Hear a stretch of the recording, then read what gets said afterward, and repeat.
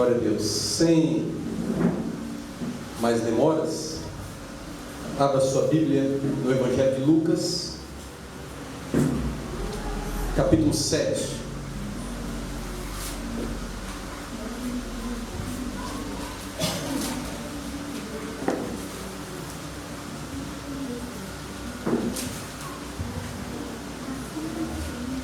Lucas capítulo 7, a partir do verso 1, vamos ler até o verso 10. Amém? Quantos acharam? Diz assim: tendo Jesus concluído todos estes discursos perante o povo, entrou em Cafarnaum. O servo de certo centurião, a quem este muito estimava, estava doente, quase à morte. Quando o centurião ouviu falar a respeito de Jesus, enviou-lhes os anciãos dos judeus, rogando-lhe que viesse curar o seu servo. Chegando eles a Jesus, rogaram-lhe muito, dizendo: é digno de que lhe concedas isso, porque ama a nossa nação, e ele mesmo nos edificou a sinagoga. Então Jesus foi com eles. Estando já perto da casa, enviou-lhes o centurião e os amigos para lhe dizer: Senhor, não te incomodes, pois não sou digno de que entres na minha casa. Por isso não me julguei digno de ter contigo. Dize, porém, uma palavra, e o meu servo será curado. Pois também eu sou homem sujeito à autoridade, e tenho soldados às minhas ordens, e digo a este: vai, e ele vai. A outro: vem, e ele vem. E ao meu servo digo: faze isso, e ele faz. Ouvindo isto, Jesus se maravilhou dele, e voltando-se disse à multidão que o seguia: digo-vos que nem ainda em Israel achei tanta fé. Voltando para casa, os que foram enviados acharam curado o servo. Amém? Pai, obrigado pela tua palavra. Obrigado porque a tua palavra é viva e eficaz. E nessa noite nós colocamos nossos corações como terra fértil para receber a tua boa palavra. Nós te agradecemos por isso, no nome de Jesus. Amém e graças a Deus. Queridos, dentro de tantos relatos bíblicos, durante o período em que Jesus estava aqui na terra, essa história bíblica nos chama a atenção porque apenas este homem, o centurião, e mais uma outra personagem, que é aquela mulher que tinha uma filha endemoniada, apenas essas duas personagens tiveram a fé elogiada por Jesus. E quando nós vemos um personagem da Bíblia que teve a fé elogiada, eu não sei qual é a sua curiosidade, mas a minha é descobrir por quê. Amém? E nós vamos entender isso nessa noite. Então a Bíblia diz que havia um centurião no qual um servo, que ele gostava muito, que ele estimava, estava doente. E a Bíblia diz que ele estava doente até a morte. E esse centurião, ele era um bom centurião. Ele era conhecido pelos judeus ali, pelos fariseus, pelos religiosos. E a Bíblia diz que quando os religiosos foram clamar a Jesus, para que Jesus viesse até o centurião e ao seu servo e curar ele, os judeus foram até Jesus e disseram assim: chegando eles a Jesus, rogaram-lhe muito, ou seja, pediram muito, rogaram-lhe, dizendo: é digno é digno de que lhe concedas isso. Quem é que falou isso para Jesus? Os judeus. Por que eles chegaram para Jesus e falaram para Jesus assim: é digno que lhes conceda isso? Em outras palavras, ele está dizendo: ele merece ser curado, o seu servo merece ser curado. Por que os judeus falaram isso? Eu pergunto a vocês: depois que os judeus se aproximaram de Jesus e começaram a rogar a Jesus, a clamar a Jesus, colocando essa situação, dizendo assim: Jesus, venha porque ele merece, venha porque ele é digno, porque ele nos ajudou. Ele diz assim, porque ama a nossa nação e ele mesmo nos edificou a sinagoga, ou seja, ele tem obras, ele fez alguma coisa, então por ele ter feito alguma coisa, ele merece ser curado. Por que os judeus tinham esse entendimento? Porque eles tinham um entendimento dentro da lei, e na lei você faz para ter, na lei você faz para ser. Então eles já estavam acostumados dentro do sistema da lei, porque eles ainda estavam inseridos na velha aliança, no Velho Testamento, e quando foram para Jesus, foram dentro dessa expectativa: Jesus, cura ele, porque ele merece. Só que quando Jesus vai ao encontro do centurião, olha o que o centurião fala. Então Jesus foi com eles, estando já perto da casa, enviou-lhe o centurião os amigos, para lhe dizer: Senhor, não te incomodes, pois não sou digno. Está isso escrito aí? Amém? Pois não sou digno de que entres na minha casa. Enquanto os judeus estavam aos pés de Jesus, Jesus cura porque ele é digno, o centurião está dizendo: eu não sou digno. Você vê aí aonde o centurião, aonde estava o entendimento do centurião e aonde estava o entendimento dos judeus. Irmãos, muitos de nós, mesmo sendo nova criação, mesmo sendo cristãos, mesmo estando debaixo de uma nova aliança, volta e meia, nos apegamos a princípios da velha aliança, queremos nos relacionar com Deus. Tem muito crente que chega para Deus e diz assim: Senhor, mas eu tenho ido para a igreja todos os domingos, mas eu estou orando todos os dias, mas eu estou jejuando, por que o Senhor não faz algo por mim? Por que o Senhor não me abençoa? Quando você faz isso, você está fazendo como esses judeus fizeram. Chegaram para Jesus e colocaram a justiça própria. Ele fez isso, isso e isso, ele é digno de ser curado. Mas aquele centurião, ele já tinha entendimento que, olhando para si mesmo, ele sabia que não tinha nada que pudesse, como é que eu posso dizer, agradar a Deus, por assim dizer. Então, irmãos,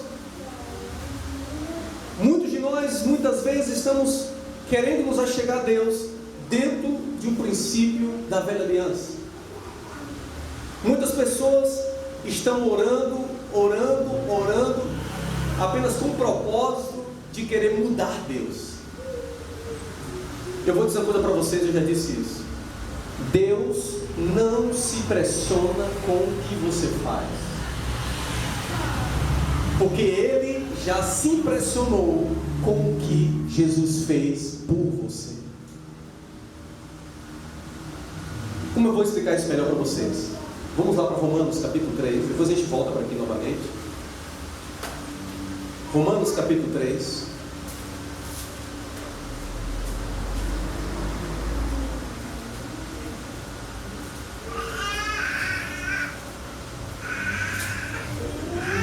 Romanos capítulo 3, vamos ler a partir do versículo 21, amém?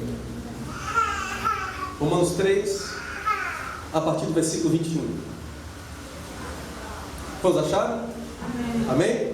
Diz assim: mas agora se manifestou sem a lei a justiça de Deus, tendo o testemunho da lei e dos profetas. Ou seja, o ato que Deus fez por meio de Cristo para te fazer justo é testificado pela lei e pelos profetas. Amém? Isto é, versículo 22: a justiça de Deus pela fé em Jesus Cristo para todos e sobre todos os que creem. Não há distinção. Pois todos, diga assim, todos, sem distinção, pois todos pecaram e destituídos estão da glória de Deus, afastados estão da glória de Deus, e são justificados gratuitamente.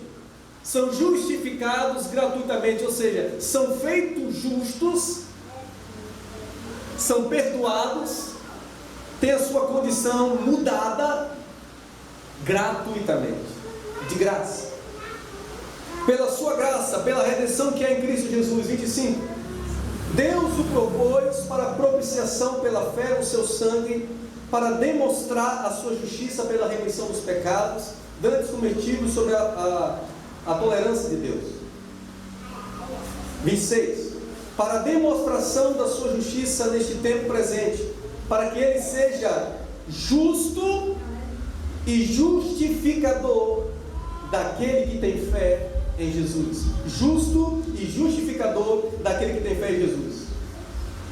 Onde, pois, está a jactância? Em algumas versões está assim: onde está a vanglória? Quem tem uma versão diferente aí? Que tem algum termo diferente de jactância? Onde fica então o orgulho? Onde fica o orgulho, né? Pronto, a irmã aqui está conversando assim: onde que fica o orgulho? Na minha tem, onde que vai ficar a jactância? Onde que vai ficar essa vanglória? A Bíblia diz: é excluída. É excluída. Por qual lei? Uma pergunta. Das obras? Não, mas pela lei da fé. Concluímos, pois, que o homem é justificado pela fé sem as obras da lei. É Deus somente dos judeus? Não, é também dos gentios. Também dos gentios, certamente. Se Deus é um só, que justifica pela fé a circuncisão e por meio da fé a incircuncisão. Anulamos, pois, a lei pela fé? De maneira nenhuma. Antes confirmamos a lei. Ou seja, quando você, pela fé, aceita a justiça de Deus, aceita a questão de que Deus te fez justo, você está anulando a lei? Não. A Bíblia está dizendo ao contrário. A lei se cumpre nisso. Porque quando Jesus veio à terra, Ele cumpriu toda a lei. Por que Ele cumpriu toda a lei? Ele cumpriu toda a lei com a finalidade de justificar todos aqueles que se chegam a Ele. Amém? Por isso que lá em Apocalipse, Ele é chamado do Amém. O assim seja, o está feito, o está consumado, porque Ele cumpriu toda a lei, e por ter cumprido toda a lei, Ele agora pode justificar todos aqueles que se chegam a Ele. Agora no versículo 4 diz assim, capítulo 4, perdão, versículo 1. Que diremos, pois, ter alcançado Abraão, nosso pai, segundo a carne? Se de fato Abraão foi justificado pelas obras, tem do que se gloriar. Vou repetir. A Bíblia está dizendo: se de fato Abraão foi justificado pelas obras, ele tem do que se gloriar. Por que isso? Por que a Bíblia está dizendo isso? Porque a Bíblia está dizendo que se Abraão foi justificado pelas obras, ele tem do que se gloriar. Aí a Bíblia diz: mas não diante de Deus. Sabe por quê, irmãos? Porque na lei o homem ainda tem como se gloriar. Na lei o homem tem como ainda ter jactância, tem como se orgulhar. Por quê? Porque ele diz: eu tenho porque eu fiz. Estão entendendo? Eu tenho isso, isso e isso, como alguns cristãos dizem, porque eu paguei um preço. Não é assim muitas vezes? Eu paguei o preço. Eu pergunto a você: se você já pagou o preço, por que você precisa de Jesus? Se você já pagou o preço, então o que Jesus fez não precisa mais. Irmãos, eu não pago o preço. Jesus pagou o preço por mim. Amém? Então veja bem, na nova aliança, na graça, a glória do homem é reduzida a zero. Na graça, na nova aliança, a glória do homem é anulada, porque não se trata mais do que você faz, mas se trata unicamente do que Jesus fez por você.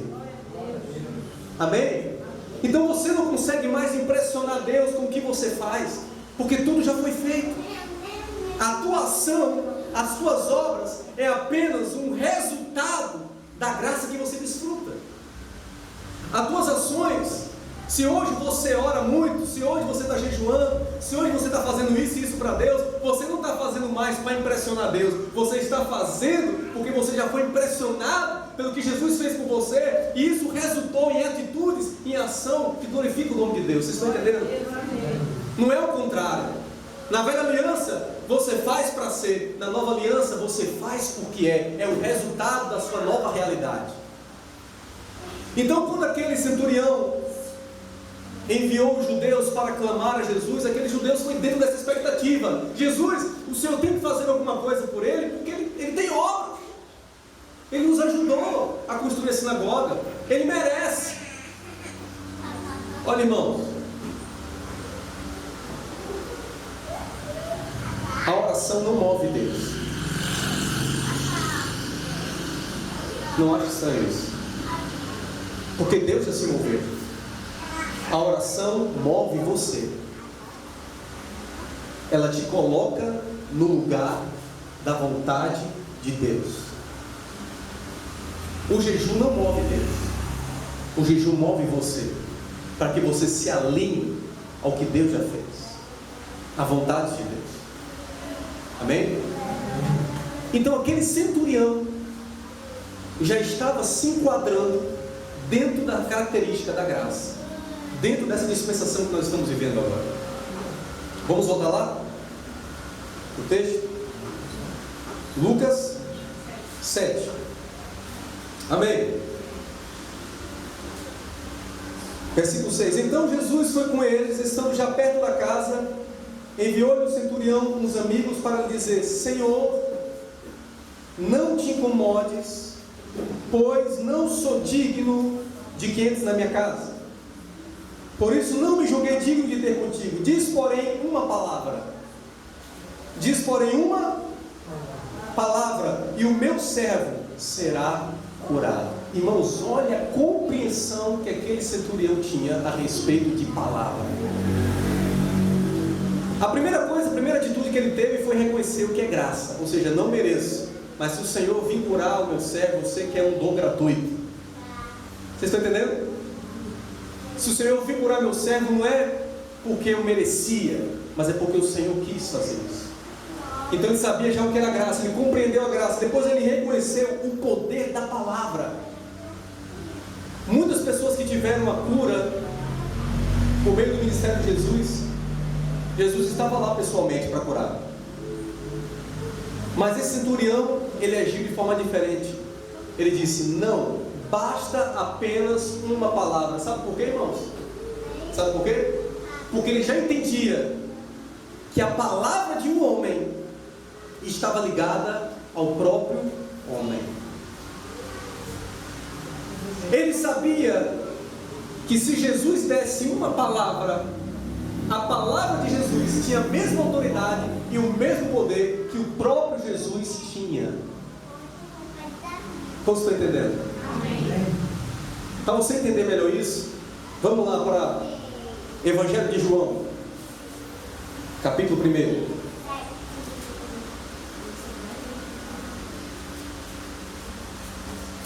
Evangelho de João, capítulo 1, versículo 1. Amém? Diz assim: no princípio era a palavra, era o verbo, e o verbo estava com Deus, e o verbo, ou seja, a palavra era Deus. A palavra era Deus. Então Deus é palavra. E a palavra era Deus. Quem era essa palavra? Deus. Jesus.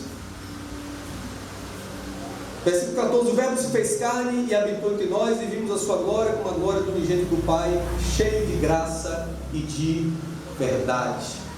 Amém?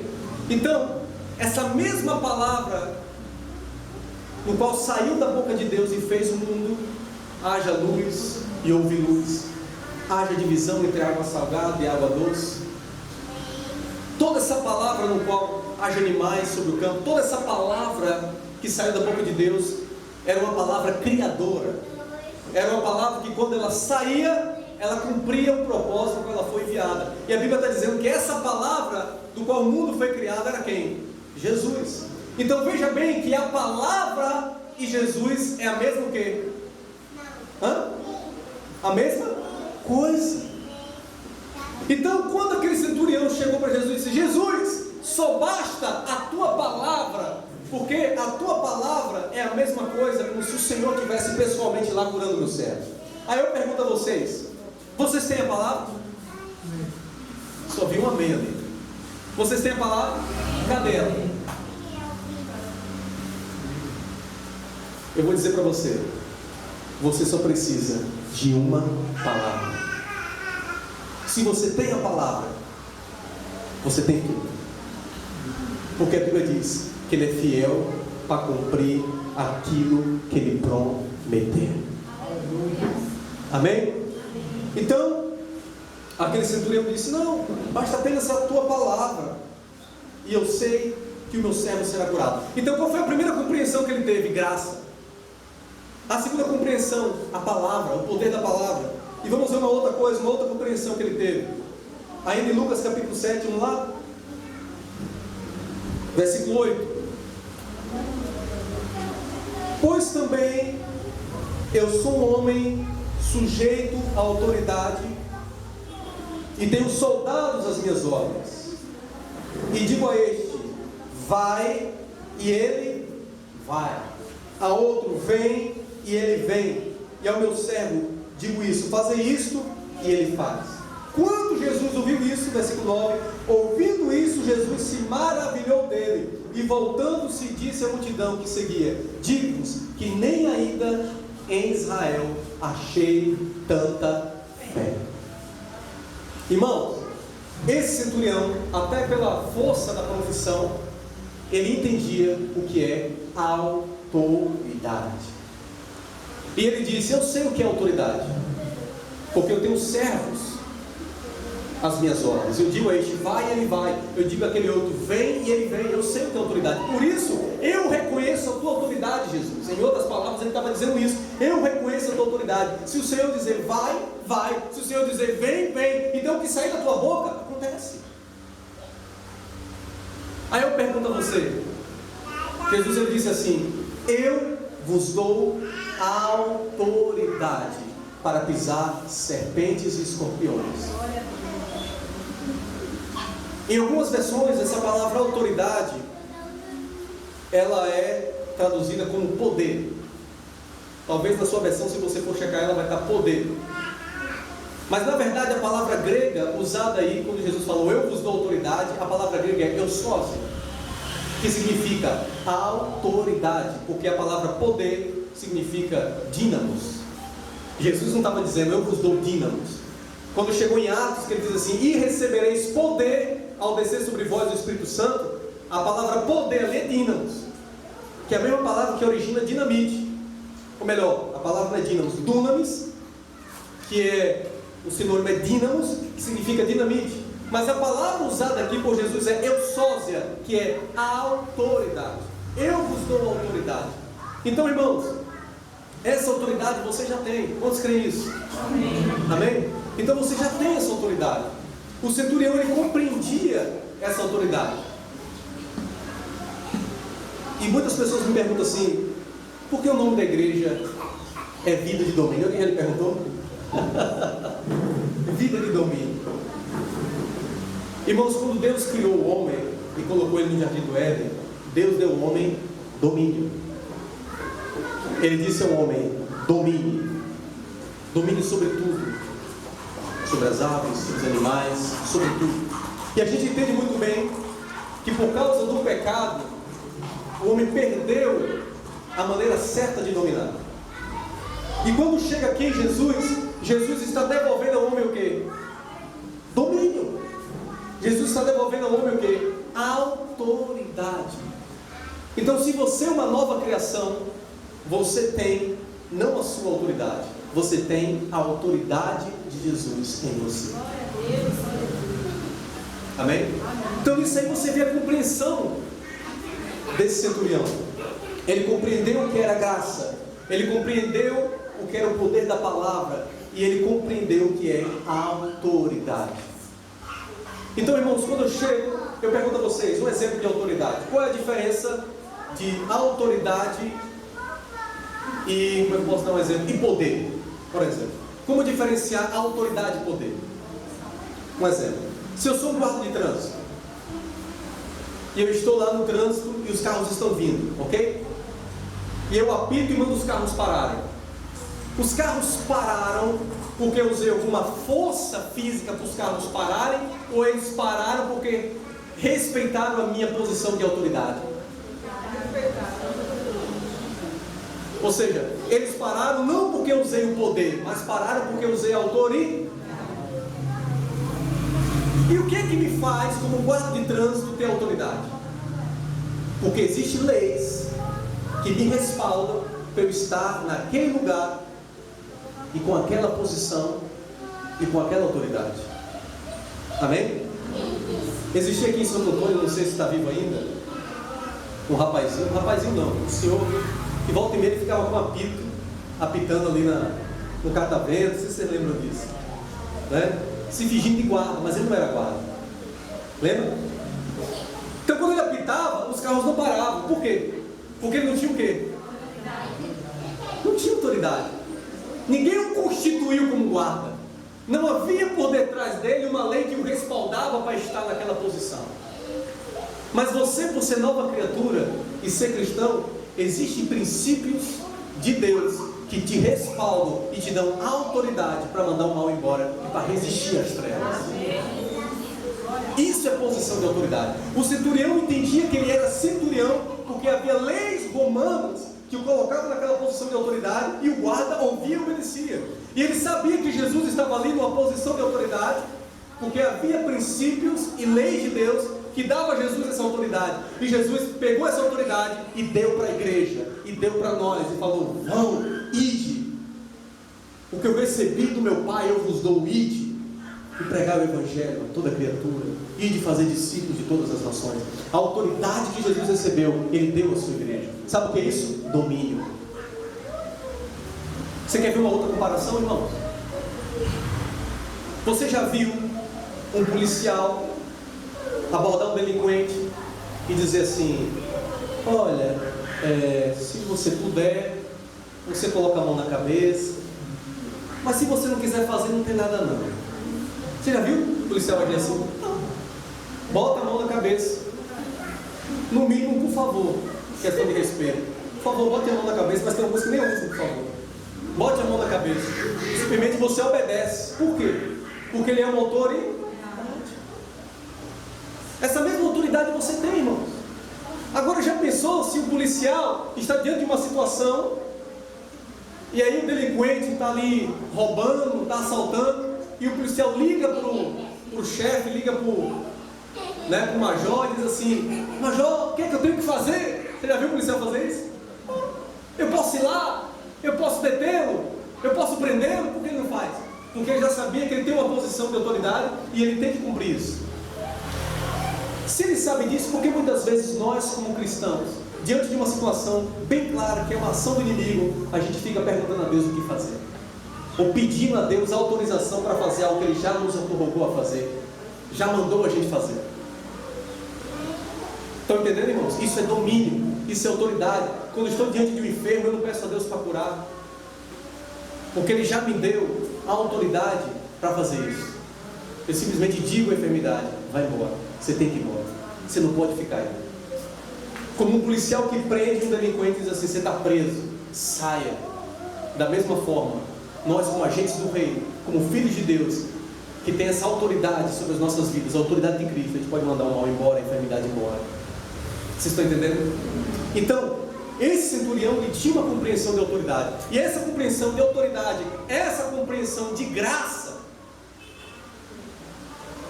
gerou a fé, introduziu ele ao lugar da bênção. Por quê? Você já parou para pensar por que é que Jesus, as duas pessoas que Jesus elogiou a fé, não eram judeus? Você sabia disso? Não era. O centurião não era judeu, era romano. A mulher, ela não era judia, era cananeia. E ambos tiveram a sua fé elogiada. Sabe por quê, irmão? Com grande fé. Por que tiveram a fé elogiada? Quando Jesus estava com aquela mulher cananeia, Jesus falou: eu não posso tirar o pão da mesa dos filhos e dar o quê? Por quê? Porque ele disse: a salvação vem dos judeus. Aqueles que já estavam na aliança, os judeus que já participavam da aliança, tudo já era deles. Mas aqueles que estavam fora da aliança precisavam ter uma fé sobrenatural para entrarem na aliança. Vocês estão entendendo ou não? Ou seja, a cura era o pão dos filhos. E dentro do contexto no qual Jesus veio, os filhos eram quem? Os judeus. O centurião era considerado um filho pela aliança? Não. Ele estava fora. Então, para ele entrar na aliança, para ele tirar, usufruir do que Jesus estava fazendo, ele teve que ter uma fé, vamos dizer assim, maior do que as que os judeus tinham. Vocês estão entendendo? Aí muitas pessoas chegam e dizem assim: ah, pastor, eu não sei se eu tenho tanta fé. Minha fé é pequena. Eu acho que eu não tenho tanta fé assim. Eu vou dizer para você: quando você entregou a sua vida a Jesus, você precisou ter uma fé sobrenatural para crer nisso.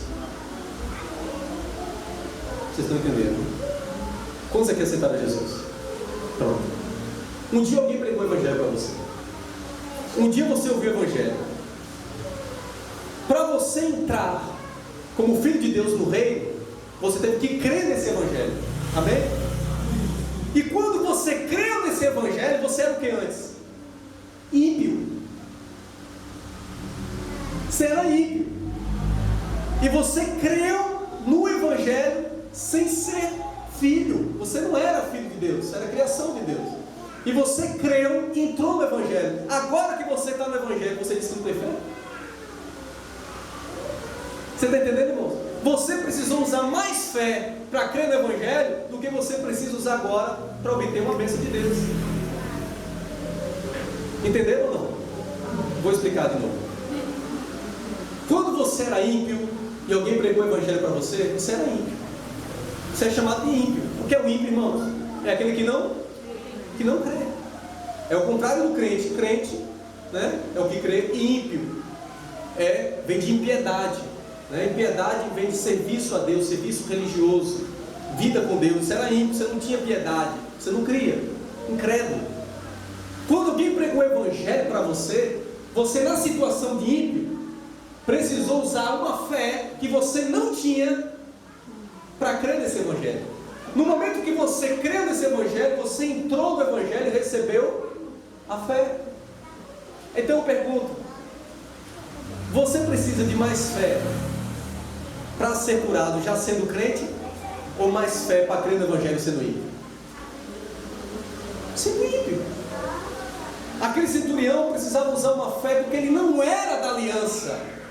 Os judeus que já estavam ali já estavam da aliança, já eram da aliança, tudo era deles. Aquele romano não. Aquele romano ele teve que usar uma fé para entrar na aliança e receber a bênção. Um dia você usou uma fé para entrar na aliança, na nova aliança, para entrar na graça. Hoje você está na graça, hoje você já tem essa fé. E o apóstolo Paulo diz: tudo é vosso e vós de Deus. Amém? Então essa mesma fé que te salvou é a mesma fé que faz você usufruir de todas as bênçãos de Deus na sua caminhada. Então eu quero chamar a sua atenção para isso, irmãos. É interessante isso. Esses dois personagens bíblicos nos evangelhos que tiveram a sua fé elogiada eram pessoas que não estavam na aliança. Eram pessoas que precisavam usar uma fé para entrar na aliança, para entrar na dispensação, para entrar naquilo que Deus estava fazendo. Então eu quero finalizar aqui dizendo para você o seguinte: esse centurião primeiro compreendeu o quê? A graça de Deus. Quando os judeus chegaram para ele, para Jesus, disseram: Jesus, ele é digno. Jesus se aproximou dele e disse: eu não sou digno. Ou seja, tudo o que Deus fez por nós é por meio da sua graça. A Bíblia diz que a nossa justiça é como o trapo da imundícia, não serve para nada. Se você dizer para mim: pastor, o que é que eu mereço? Pelo seu merecimento, você merece a condenação eterna. Mas por causa da graça de Deus, quando Ele olha para você, Ele vê Jesus. E por causa de Jesus, você merece salvação eterna. Vamos rapidinho ir para Gálatas capítulo 3, só para explicar um pouco melhor isso. Gálatas capítulo 3.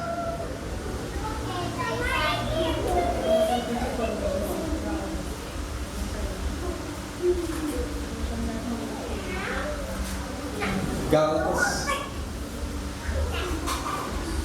capítulo 3. Eu estou terminando.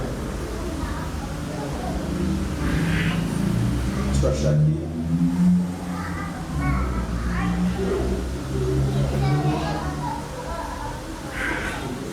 Deixa eu já dizer o versículo para vocês aí.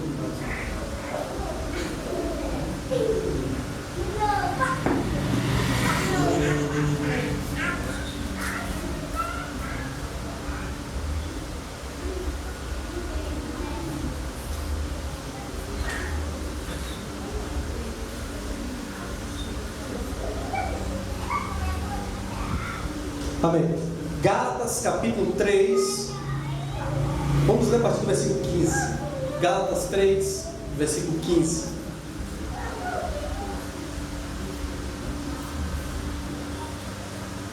Amém? Irmãos, falo como homem. Se o testamento de um homem for confirmado, ninguém o anula, nem lhe acrescenta alguma coisa. Ora, as promessas foram feitas a Abraão e ao seu descendente. A Escritura não diz e aos seus descendentes, como falando de muitos, mas como de um só, e a teu descendente, que é Cristo. Amém? Então a promessa foi feita ao quê? Ao seu descendente. E a Bíblia está dizendo que esse descendente é quem? Tudo que Deus fez, Ele fez por causa de Cristo. Tudo que você é por causa de Cristo. Resumindo, não se trata mais de você. Amém? Não se trata mais de você. Você recebeu um novo nome na família de Deus. Você é da família de Deus e é chamado pelo seu nome. Então tudo se trata agora de Deus e Cristo.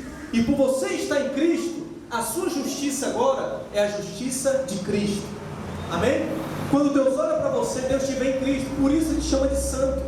Quando Deus olha para você, Ele te vê em Cristo. Por isso Ele te chama de justo. Quando Deus olha para você, Ele te vê em Cristo. Por isso que as suas orações são respondidas. Porque quando você está orando, é como se Jesus estivesse orando. Quando Deus olha para você, Ele te vê em Cristo. Por isso que Ele te chama de filho. E a Bíblia diz que Ele nos deu o Espírito do Seu Filho, no qual clamamos: Abba, Pai. Sabe por que eu posso chamar Deus de Pai? Porque Ele me deu o Espírito do Seu Filho. E agora eu estou em Cristo. Agora eu sou um com Cristo.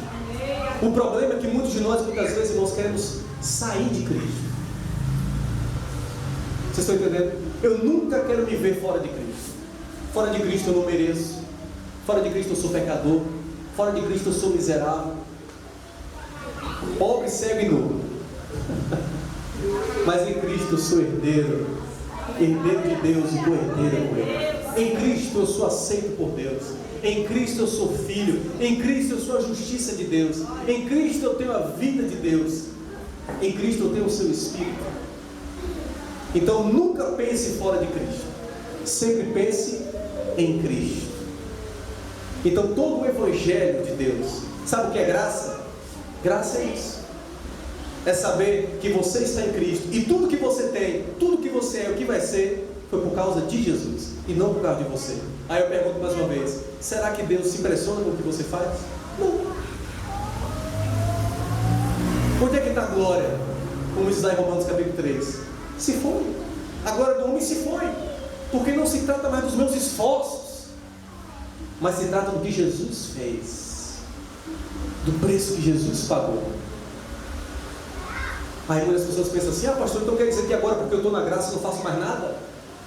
Eu não oro mais? Eu não preciso orar mais, jejuar mais?